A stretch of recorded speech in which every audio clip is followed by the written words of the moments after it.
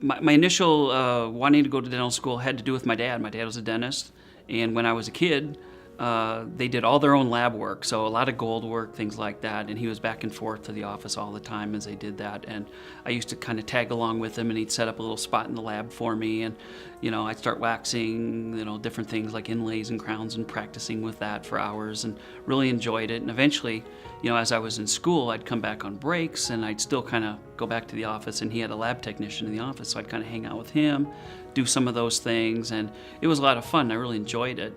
Also, when I was a kid, I loved doing models.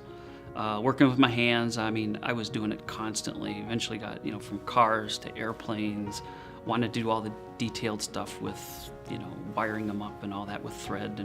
And so dentistry seemed like a way that I could use my hands and be artistic, work with science, and then also use those things to help people, for them, to help solve their problems that they have, after seeing how my dad was doing that. I'm thinking, man, that sounds like a great way to do things and put it all together. So that's kind of how I got started with doing it. So I've actually been practicing since 1985.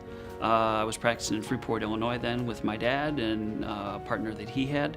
And my family and I decided to make a move out to Colorado because we wanted to change, and we just loved it out here. And until 2004, we started here, and I've enjoyed it ever since.